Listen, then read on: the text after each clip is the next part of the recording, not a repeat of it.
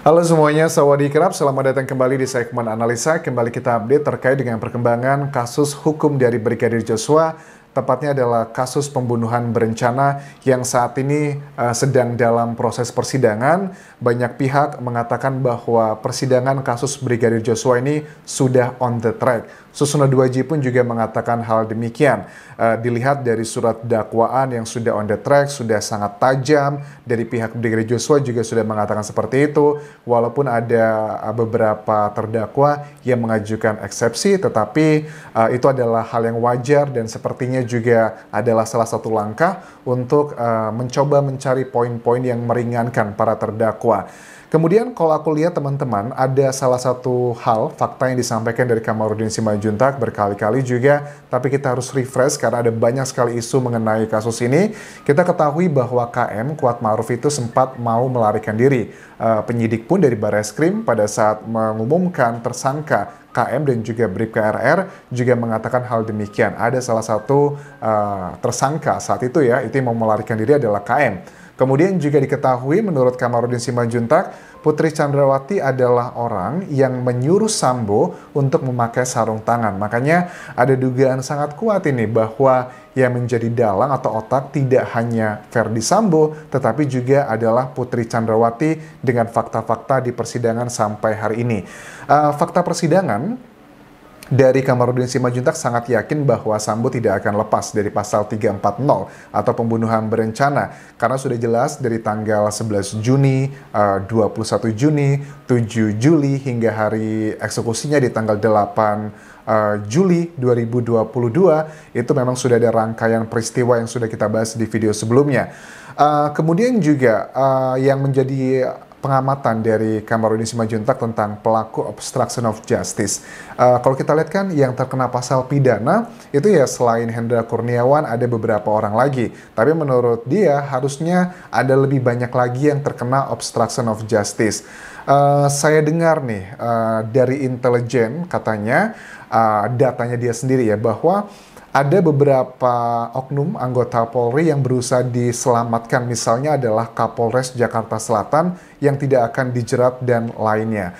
Ini sedikit bertolak belakang dengan keterangan dari Pak Susno 2J bahwa Pak Susno 2J malah justru kasihan melihat Kapolres Jakarta Selatan karena statusnya digantung begitu saja. Nama baiknya sudah tercoreng di masyarakat Indonesia, tetapi sampai sekarang aku cek jejak digital pun sama, dari Pak Susno 2J juga mengatakan hal yang sama, tidak ada persidangannya, atau mungkin belum, karena kan ini sudah dalam tahapan pidana juga. Mungkin aja sih kalau aku menilai, yang dari tim Irsus yang khusus menangani kode etik mungkin sudah melakukan persidangan kode etik juga, tetapi kita masyarakat media lebih fokus yang ke urusan pidana, itu juga possibility-nya. Mudah-mudahan nanti akan kita lihat kelanjutannya seperti apa. Susno 2J mengatakan bahwa saya kasihan sebenarnya, dia sudah dicopot dari Kapolres.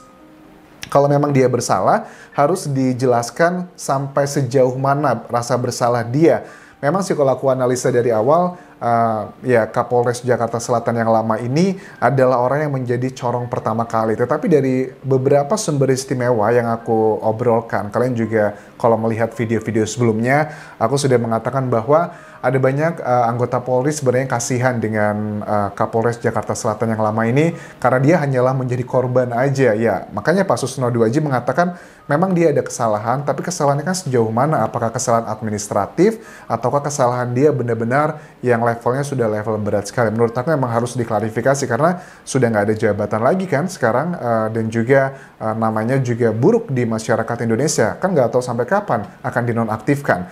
Menurut aku juga harus fair lah. Kita tahu bahwa yang dilakukan dari Verdi Sambo itu luar biasa manipulasinya. Jangan sampai orang-orang yang bersalahnya tidak banyak malah mendapatkan hukuman yang jauh lebih tinggi. Itu juga tidak fair. Makanya kita lihat nanti seperti apa perkembangan untuk oknum-oknum anggota Polri. Jangan sampai yang cuman ya kesalahannya cuman administratif, misalnya cuman ya membacakan aja hasil penyidikan langsung dijadikan yang tersalah utama, kecuali kalau memang ada hal-hal yang sangat fundamental sekali.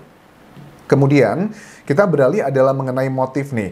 Dari Kamarudin Simanjuntak, dia sangat yakin dari awal bahwa motifnya ini adalah dugaan seperti konsorsium judi, narkoba, dan mobil merek R. Mobil yang merek mewah begitulah teman-teman. Ada juga temuan menurut dia adalah uang aliran dana aneh gitu dari PPATK senilai 150 triliun rupiah. Ini juga sebenarnya sudah dilakukan investigasi ya dari program Kompas TV ya, Aiman ya kalau nggak salah.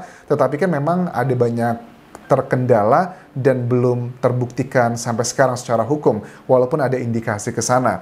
Kemudian juga bahwa temuan apa ya kayak motif-motif yang selama ini dibicarakan kan kita memang ada dua possibility ya. Kalau dari Kapolri sih memang adalah motifnya dikatakan pada saat menyampaikan pemaparan ke anggota Komisi 3 DPR RI, motif dari kasus ini adalah asusila antara pelecehan ataupun juga tentang perselingkuhan. Tetapi kalau dari Kamarudin Simanjuntak, ini dia menduga sangat kuat bahwa motifnya adalah Brigadir Joshua itu dimanfaatkan oleh lembaga intelijen lainnya dan kemudian terjadi konflik kepentingan bla bla bla, you know the story, itu adalah yang disampaikannya. Tetapi jujur kalau dibandingkan antara kedua motif, pihak Polri sama pihak Kamarudin Simanjuntak, lebih cenderung aku secara naluri, secara fakta-fakta yang terlihat di persidangan, aku lebih cenderung adalah ke statement dari Kapolri tentang asusila tersebut ya, antara dua hal tersebut. Tetapi tidak ada salahnya kita juga membahas ini karena ada beberapa hal juga yang diragukan dari Kamarudin Simanjuntak itu terbukti ke media massa, walaupun memang secara keseluruhan ya yang disampaikan oleh Kamarudin Simanjuntak itu banyak hal yang vulgar, banyak hal-hal yang memang tidak lazim untuk masyarakat Indonesia, apalagi untuk media gitu. Makanya ada banyak kata-kata yang harus disaring, tetapi ya itu adalah fakta yang memang harus kita kawal, dan menurut aku juga perlu ya orang-orang seperti Kamarudin Simanjuntak di tengah sistem hukum kita, ya kita harus fair lah ya, karena memang dari Kapolri pun juga mengakui ada banyak oknum-oknum di situ, ya memang kita membutuhkan orang-orang seperti Kamarudin Simanjuntak, karena kalau hukumnya sudah benar, sudah lurus semuanya, yang aneh-aneh itu cuma 0,1%, itu boleh lah, tidak ada orang seperti Kamarudin Simanjuntak, fine. Tetapi kan menurut aku dengan kondisi kita seperti ini, kita butuh orang-orang seperti Kamarudin Simanjuntak terlepas dari pro dan kontranya. Ada komentar tentang jet pribadi, ini kan juga salah satu hal yang terbukti sekarang ini tentang jet pribadi yang ternyata memang dipakai oleh Hendra Kurniawan ya, dan Hendra Kurniawan pun sudah mengakui itu dan dikatakan yang membayar itu saya itu membayar 300 juta rupiah dan uangnya belum diganti sama Verdi Sambo untuk ke Jambi itu. Tapi kan juga hal yang apakah make sense gitu ya, seorang Brigadir Joshua harus mengeluarkan kasusnya gitu, harus mengeluarkan uang 300 juta dari atasannya untuk terbang begitu aja. Dikatakan juga dari Kamarudin Simanjuntak emang gajinya berapa, apalagi katanya dia punya istri lebih dari satu, ya hitung-hitungan logika juga. Karena memang banyak hal, fakta-fakta itu harus diawali dari logika juga. Data itu hanyalah sekedar data, tidak bermakna apapun kalau tanpa dikontekstualkan dengan apa yang terjadi. Menurut aku ini Kamarudin Simanjuntak berusaha menggabungkan antara fakta dengan konteksnya. Juga sama, kita masih ingat Kamarudin Simanjuntak pernah mengatakan bahwa di bulan Mei ya, kalau nggak salah ya, bahwa Brigadir Joshua itu sempat diajak juga liburan ke Bali dengan Verdi Sambo dan juga Putri Chandrawati dengan jet pribadi, bahkan anjing-anjingnya juga diajak. Dan di situ diketahui bahwa mereka itu tinggal di rumah yang berbeda, kayak di rumah Bangka dan juga di rumah Saguling. Deden adalah ajudan yang di rumah Bangka, sedangkan Brigadir Joshua adalah yang di rumah Saguling. Nah, ini juga aku mencium aroma Kamarudin Simanjuntak itu kayaknya masih kurang puas. Kenapa Deden dan juga beberapa ajudan lainnya itu tidak dijadikan tersangka? Karena menurut beliau adalah ada keterlibatan dalam proses pembunuhan berencana ini. Karena kan pembunuhan berencana itu ada peranannya masing-masing. Paling tidak ada otak atau dalang, kemudian juga orang yang membantu, orang yang mengetahui, ataupun juga ya eksekutor ya. Kalau eksekutor sudah jelas. Nah, apakah Deden ini termasuk dalam kategori orang yang mengetahui atau bahkan orang yang membantu? Ini adalah arah ke sana juga gitu teman-teman. Terus kalau diduga Brigadir Joshua dimanfaatkan oleh badan intelijen lain, ya bisa aja sih ini juga mengarah ke sana. Tetapi sampai sekarang fakta-fakta di persidangan lebih banyak yang mengarah ke urusan masalah domestik ya, tidak banyak yang mengarah ke hal-hal yang konsorsium atau narkoba ataupun urusan yang lainnya. Memang kalau memang ada yang ditemukan ke sana, ya boleh kalian tulis di kolom komentar video ini biar bisa aku analisa lebih dalam, aku lihat sumber-sumber beritanya seperti apa. Ada juga statement dari Kamarudin Simanjuntak tentang banyak nih istri dari jenderal ataupun juga para jenderal yang party, pergi ke pulau-pulau, dan banyak kegiatan mereka yang melanggar hukum. Ada banyak mafia di sini, mereka hanya layani masyarakat yang punya duit aja. Ya aku boleh bilang ini adalah dugaan teman-teman, walaupun ya ini sudah menjadi rahasia umum kan ya, walaupun ya aku juga tidak bisa menutup mata ada yang seperti itu, tetapi juga ada banyak juga teman-temanku yang berprofesi sebagai anggota Polri, mereka tuh lurus-lurus, mereka membela yang orang benar dengan berbagai macam resiko.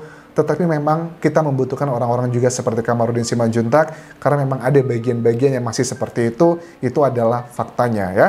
Dan diminta untuk melakukan perbaikan perekrutan, juga perbaikan gajinya. Nah ini perekrutan untuk anggota Polri. Mudah-mudahan tidak ada perekrutan anggota Polri yang masih menyogok, karena aku sempat ngobrol kemarin dengan salah satu anggota Polri dengan level yang tinggi. Aku bilang, gimana nih, masih banyak nggak sih perekrutan seperti itu? Karena kalau perekrutannya aja udah nggak bener, sogok-sogokan, ya ini kayak bom waktu aja gitu. Maksudnya bom waktu gimana Anjas ya? Kalau let's say, anggap saja 10 tahun terakhir ada perekrutan anggota Polri, misalkan ya, dugaannya ada mungkin 10.000 yang nyogok atau hal-hal seperti itu.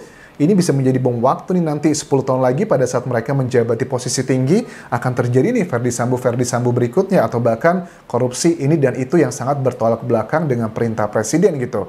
Itu akan kemungkinan besar terjadi loh gitu. Di sisi lain juga tentang perbaikan gajinya, aku juga melihat ada berita kan ya bahwa banyak nih bahwa anggota Polri juga punya side job, melakukan kayak jadi tambal ban atau ngojek online dan sebagainya untuk mencari tambahan. Itu juga ada beritanya, kalian cek di Google tuh pasti banyak sekali. Itu juga hal yang nggak bisa kita pungkiri, kita nggak boleh menyamaratakan. Sama seperti aku katakan berkali-kali, kalau ada tikus di gudang padi, bukan berarti gudang padinya kita bakar, tetapi kita harus cari strategi bagaimana menghilangkan tikus-tikus tersebut. So, I hope you know what I mean. Ada perbaikan dari kedua belah sisi ya, perekrutannya dan juga gaji untuk anggota Polri juga harus ditingkatkan. Aku setuju juga untuk bagian ini. Kemudian beberapa hal yang sampai saat ini masih menjadi perdebatan tentang dalangnya. Susno Duaji, bahwa melihat dari perkembangan ini, kasus Brigadir Joshua, kemungkinan besar kalau memang yang disampaikan dalam persidangan itu nanti terbukti bahwa Putri Chandrawati juga menyiapkan sarung tangan atau hal-hal yang lainnya, ya kemungkinan besar bahwa dalangnya sekali lagi tidak hanya FS, juga bisa masuknya adalah PC.